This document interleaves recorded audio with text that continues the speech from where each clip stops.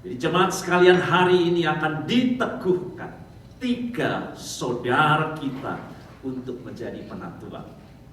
Ada di sini Pak Daniel, ada Jeffrey, dan Shelly. Mereka akan diteguhkan untuk menjadi pemimpin jemaat di GKI San Jose untuk bergabung dengan para penatua lain di dalam kemajelisan. Dan bersama mereka juga akan dilantik saudara-saudara kita yang akan menjadi pengurus dari badan-badan pelayanan jemaat. Mengapa ketiga saudara kita yang kita teguhkan hari ini? Mengapa bukan yang lain? Mengapa nama-nama yang dapat kita lihat di dalam warta yang akan dilantik untuk menjadi pengurus komisi, dan mengapa bukan yang lain?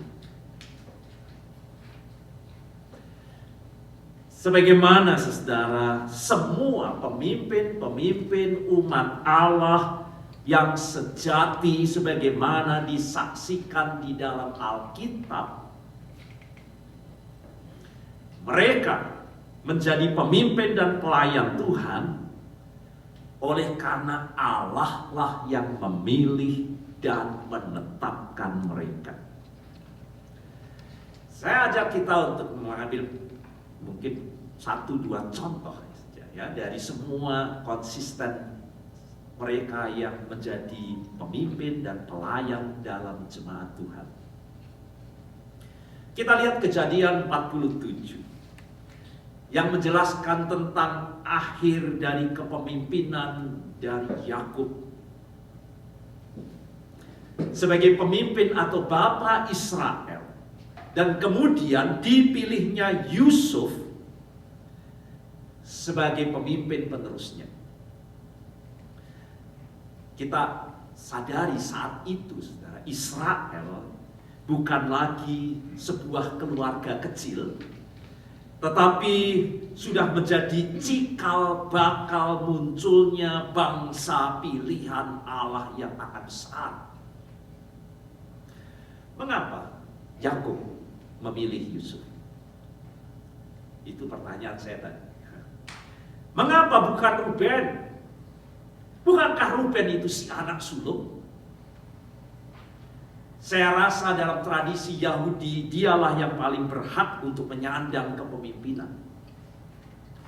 Juga mengapa bukan Yehuda yang lebih tua daripada Yusuf, yang sangat jelas dalam Alkitab memiliki bakat seorang pemimpin?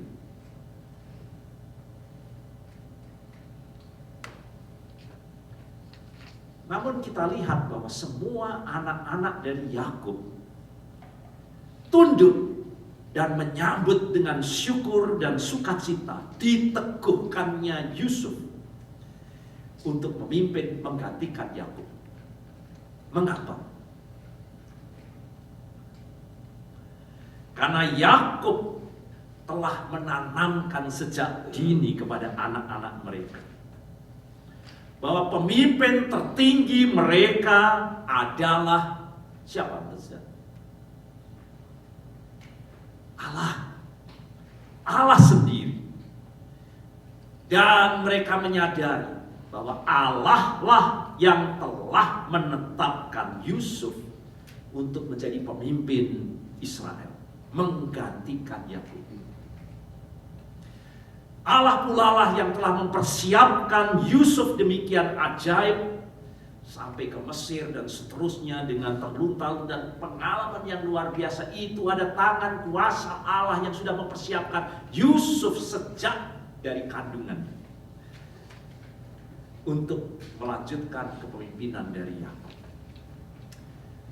Kalau toh belum jelas, saya akan ambil contoh kedua.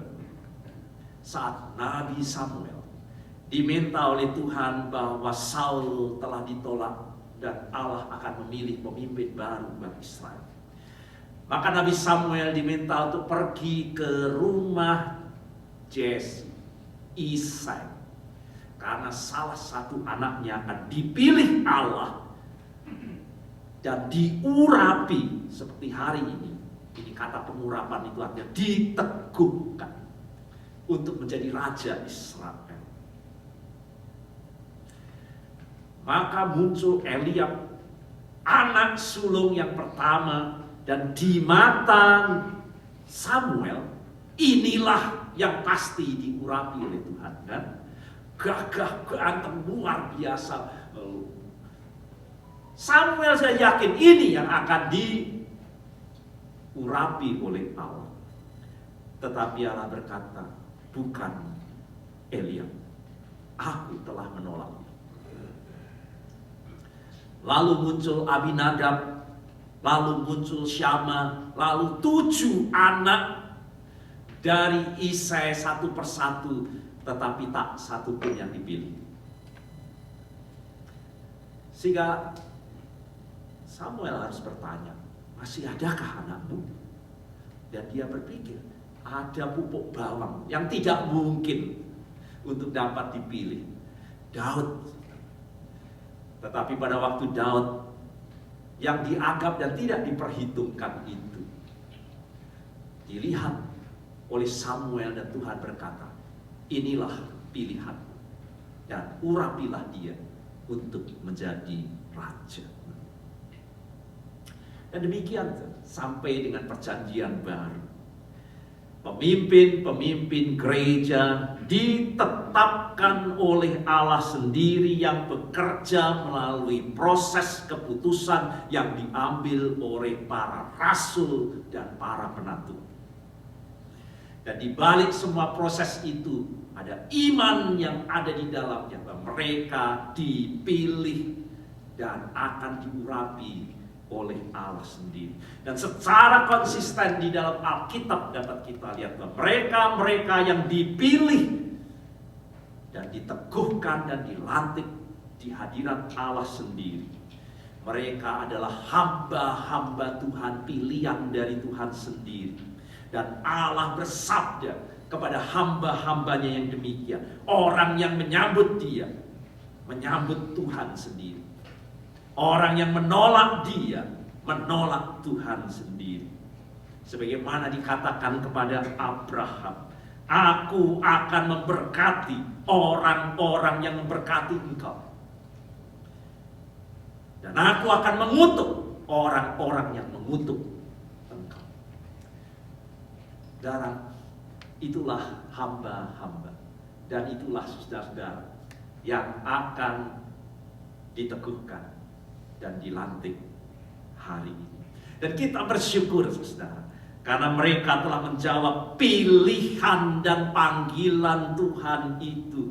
Seperti yang dikatakan oleh para pimpinan gereja di jemaat mula-mula, sebagaimana dicatat di dalam Alkitab, yaitu 2 Korintus pasal 4 ayat 1 yang telah kita baca, bahwa oleh rahmat Allah, pilihan Allah yang ajaib seperti itu, kami telah menerima pelayanan ini. Dan kita bersyukur bahwa mereka sungguh-sungguh telah menerima pelayanan ini untuk segera diteguhkan dan dilantik. Maka saudara, saya mau masuk kepada hal yang sangat esensi sekarang. Bagaimana sekarang sikap saudara yang akan diteguhkan dan dilantik?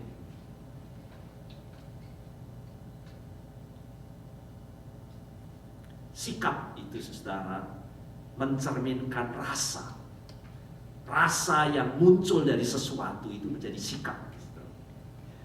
Jadi rasa apa yang saat ini berkecamuk di dada, di hidup saudara pada saat saudara dipilih dan akan diteguhkan dan dilantik untuk menjadi hamba-hambanya?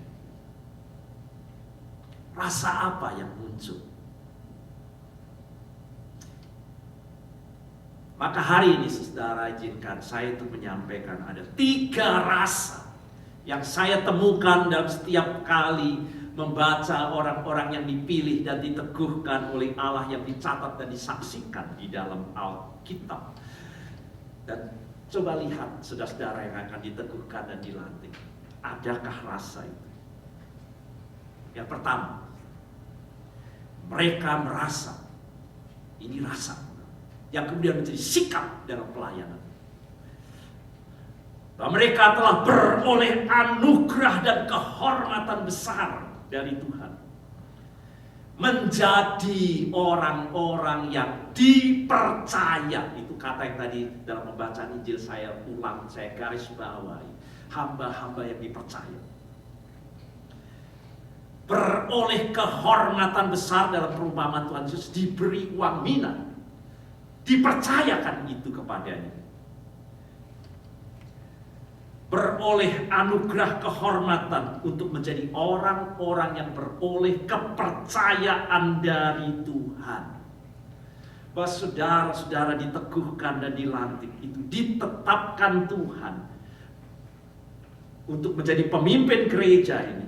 Dan juga untuk melayani di dalam gereja ini. Itu berarti saudara beroleh kepercayaan dari Tuhan. Kita, saudara, pelayan Tuhan, menjadi orang kepercayaan Tuhan, yang kepadanya diserahkan tugas dan tanggung jawab. Kita dapat lihat itu ya di dalam pada saat Musa dikatakan engkau tidak mungkin dapat bekerja seorang diri menangani umat Tuhan yang begitu besar. Maka diperintahkan Musa untuk memilih pemimpin-pemimpin, baik pemimpin 1.000 orang, pemimpin 50 orang, pemimpin 100 orang, dan pemimpin 10 orang. Dan kalau sudah baca di dalam firman Tuhan Keluaran 18, para pemimpin ini adalah dikatakan orang-orang yang dapat dipercaya oleh Tuhan. Saudara-saudara adalah orang-orang yang dapat dipercaya oleh Tuhan untuk memimpin umat Tuhan. Juga saat Tuhan Yesus berbicara mengenai hamba-hamba yang melayani dalam perumpamaan yang baru saja tadi saya baca, Lukas 12:48, Yesus berkata, kepada siapa yang banyak dipercayakan, itulah saudara diteguhkan dan dilantik, sudah beroleh kepercayaan dari Tuhan, dan padanya akan lebih banyak lagi dituntut. Karena kita dipercaya. Maka di 1 Tesalonika pasal 24, Rasul Paulus menyebut bahwa para rasul dan para penatua adalah orang-orang yang kepadanya Tuhan mempercayakan Injil dan jemaatnya kepadanya. Apakah rasa ini ada dalam diri saudara yang akan diteguhkan dan dilantik? Apakah saudara sungguh merasa menerima sebuah kehormatan yang besar berupa kepercayaan dari Allah untuk memimpin jalannya gereja Tuhan ini? Mengapa saya tanyakan ini? Karena inilah yang akan sangat mempengaruhi sikap dan cara saudara nanti di dalam melakukan pelayanan saudara sebagai penatua maupun sebagai pengurus. Jika pelayanan kita didorong oleh rasa besarnya keuntungan yang akan bisa kita peroleh melalui pelayanan, maka saudara kita akan melihat sebagaimana banyak hamba-hamba Tuhan bergelimpangan.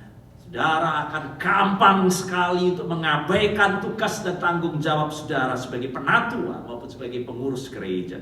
Saudara dengan gampang akan menolak bahkan mengundurkan diri apabila ternyata dalam waktu perjalanan saudara menjalani sebagai penatua maupun sebagai pengurus, saudara merasa tidak menerima keuntungan di dalam pelayanan sebagaimana yang saudara harapkan dan inginkan. Itulah sebabnya kita melihat mengapa ada hamba-hamba dan pelayan Tuhan mundur satu persatu.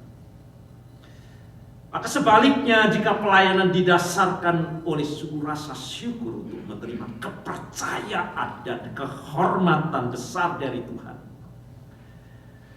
maka dia akan melakukan apapun dan resiko apapun dan kerugian seperti apapun, bahkan tak ada keuntungan apapun dalam pribadinya, tidak peduli apapun kondisinya. Jadi saudara, pada akhirnya motivasi pekerjaan kita ini akan dengan sungguh-sungguh diuji seiring dengan waktu yang akan berjalan. Orang-orang yang menilai bahwa melayani Tuhan adalah kehormatan, kepercayaan dari Tuhan akan bertahan. Tetapi orang-orang yang hanya sekedar mencari keuntungan di dalam pelayanan, satu persatu letih, lesu, dan berbeban berat. Yang kedua, Alkitab menyaksikan rasa kedua yang muncul dari setiap orang yang dipilih oleh Allah di dalam Alkitab, yaitu pada mulanya mereka merasa kecut. Itu rasa. Apakah demikian dalam rasa? Kecut hati. Panggilan Tuhan itu kita rasakan kecut. Kecut hati itu artinya takut, ngeri, gentar, berdebar-debar. Sebagaimana dirasakan Musa diutus Tuhan untuk pergi dan memimpin bangsa Israel keluar dari Mesir. Itu kecut hatinya. Mana mungkin aku mampu melakukan hal seperti itu. Merasa tidak sanggup, merasa tidak bisa. Itulah perasaan wajar buat kita semua kalau memang ada di dalamnya. Siapa dapat melakukan pekerjaan Tuhan? Siapa? Apakah kita dapat melakukan pekerjaan Tuhan? Hanya Tuhan yang sanggup melakukan pekerjaannya melalui kita. Maka kepada Musa dikatakan, masukkan tanganmu ke dalam kantongmu dan keluarkan. Tangannya kusta. Masukkan kembali, tangannya sembuh. Lemparkan tongkatmu dan menjadi ular. Ambil kembali dan kembali menjadi tongkat. Untuk menunjukkan bahwa kita dipanggil bukan melakukan pekerjaan kita, tapi untuk melakukan Allah bekerja. Ini pekerjaan Allah melalui kita. Saat kita melakukan pelayanan dan kita melakukan itu sebagai pekerjaan pelayanan, itu sebagai pekerjaan kita, kita semua akan kecut hati kita. Siapa yang dapat membuat tulah bertubi-tubi di Mesir? Apakah Musa? Siapa yang dapat membelah laut? Apakah Musa? Meskipun itu melalui tongkat dari Musa. Siapa yang dapat mendatangkan hujan mana sehingga bangsa Israel hidup di padang gurun? Apakah itu pekerjaan Musa? Semua adalah pekerjaan Allah melalui hambanya. Bukan pekerjaan Daniel dapat membungkam mulut singa. Juga bukan pekerjaan dan Sadrah, Mesah, Abednego tetap eksis dan hidup di tungku lautan api. Itu pekerjaan Tuhan. Dan kita hamba-hambanya hanya dipakai kawan sekerja Tuhan. Tuhanlah yang bekerja. Maka demikian, di tengah kecut hati seperti itu, firman Tuhan datang kepada semua hamba-hambanya untuk meneguhkan pelayanannya. Tidak melihat sebagai pekerjaannya, tetapi melihat ini kita akan dipakai untuk melihat dahsyatnya pekerjaan Tuhan dalam kehidupan kita. Maka kepada Musa dan kemudian dikatakan kepada Yosua, tetapi juga dikatakan hari ini untuk saudara yang akan diteguhkan menjadi penatua dan juga sebagai pengurus. Kuatkan, be strong, dan teguhkan hatimu, jangan kecut. Sebab engkaulah yang akan memimpin bangsa ini. Hanya kuatkan dan teguhkan hatimu dengan sungguh-sungguh. Dengan demikian perjalananmu akan berhasil. Bukankah telah kuperintahkan kepadamu, kuatkan dan teguhkan hatimu. Jangan kecut dan tawar hati. Sebab Tuhan Allahmu menyertai engkau kemanapun kau pergi melakukan tugas panggilannya. Rasa ketiga, setelah yang terakhir, yang seringkali muncul di dalam perjalanan seiring dengan perjalanan waktu. Mungkin sekarang sudah dipilih Tuhan dengan manis, dengan sudah merasa indah, kagum. Tetapi seiring dengan waktu pelayanan kita, tantangan rasa ketiga yang dapat muncul adalah rasa tawar. Itulah kata tawar hati di dalam firman Tuhan. Kita tahu tawar itu tidak enak, kan? Asin juga tidak, kalau sudah disodori makan tawar. Manis juga tidak, asam juga tidak, pahit juga tidak. Hambar.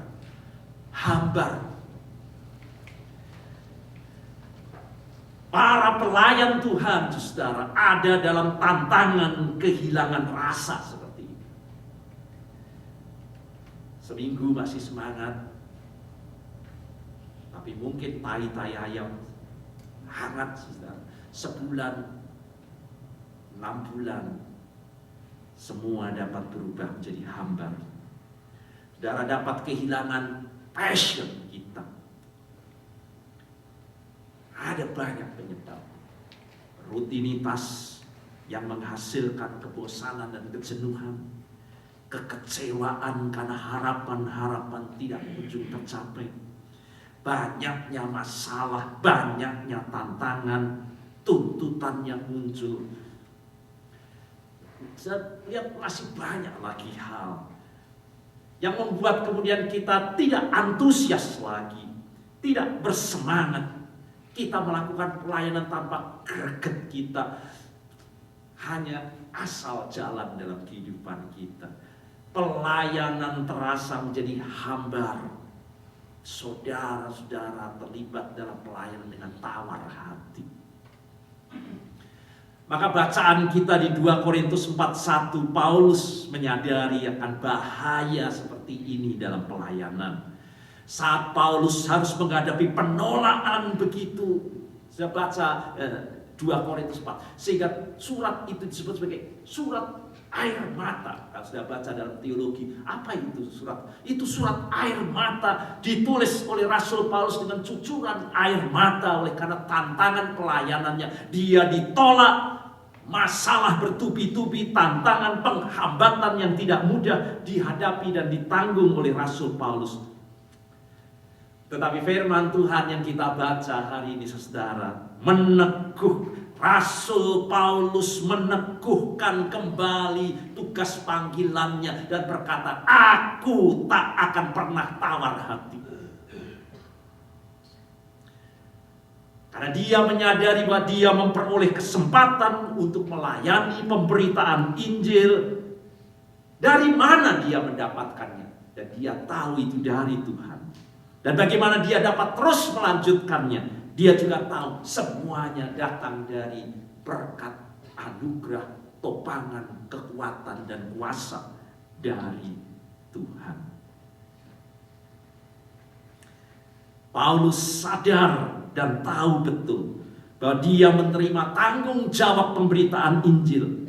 Sebagaimana saudara akan dilantik dan diteguhkan dari Allah sendiri. Dan kekuatannya juga datang dari Allah sendiri. Maka inilah yang membuat Paulus tak pernah tawar hati dalam menerima dan melakukan tanggung jawabnya. Kekuatan dan pertolongan Allah seperti terang yang tak akan habis-habisnya di tengah kegelapan. Maka saudara, sekarang para pelayan Tuhan yang akan diteguhkan, dilantik dengan 3 rasa ini, tunaikan tugas kepercayaan Tuhan kepada saudara. Izinkan saya singkat untuk bacaan kita berikutnya di Injil yang kita baca. Karena dalam dunia perbankan, saudara mengenal istilah deposito. Apa itu deposito? Kita menaruh uang di bank dan kita tidak perlu melakukan apa-apa, kita akan mendapat bunganya, kan? Itu deposito. Jangan terapkan prinsip deposito ini dalam panggilan, saudara. Itu peringatan dari Lukas yang kita baca. Ini tidak dapat kita terapkan dalam pelayanan. Sebagai perumpamaan dari Tuhan Yesus di Lukas 19, Raja ingin agar orang yang diberi kepercayaannya sungguh-sungguh produktif dalam melayani. Tidak seperti orang ketiga yang mirip seperti orang yang menabung di deposito, tidak melakukan apa-apa.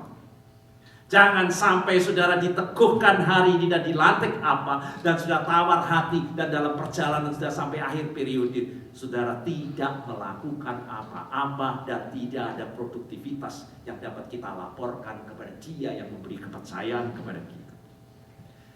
Saat Yesus datang kembali sebagai Raja, Ia akan menjadi hakim dan menuntut semua kepercayaan yang telah diberikan kepada kita.